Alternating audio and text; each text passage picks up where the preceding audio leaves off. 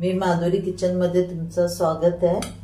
आता आज मी बनवणार आहे पालक आणि मेथी मिक्स भाजी। तो लसूण टाकले, लसूण परतून घेणार। 1 टीस्पून हळद टाकणार रंग येण्यासाठी भाजीला।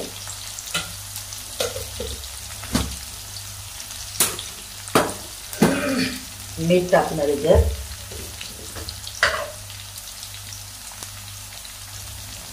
1 टीस्पून मीठ टाकणार।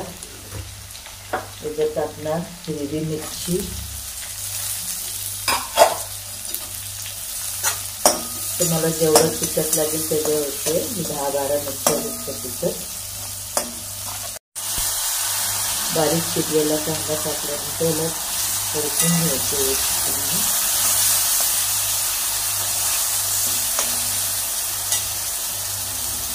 आपण त्याच्यात टाकणार आहे शेंगदाण्याचं कूट,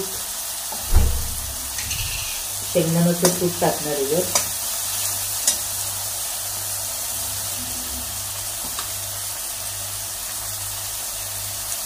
3 टीस्पून, याचं मग 4 टाका। 4 टाकले, ह्याला मी परतून घेणार आहे। त्याच्यामध्ये शिजायला हवे,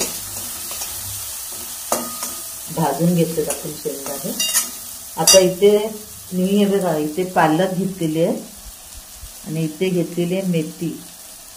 ही मेथीची भाजी कापून चिरून घेतली बारीक। आता दोन्ही पण मी मिक्स करून ही भाजी बनवणार आहे। आजची रेसिपी माझी ही।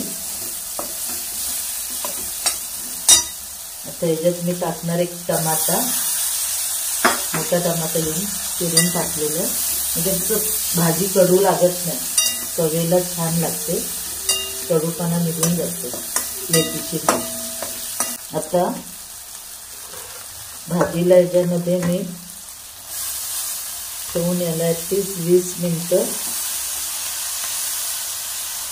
पालक आणि मेथी।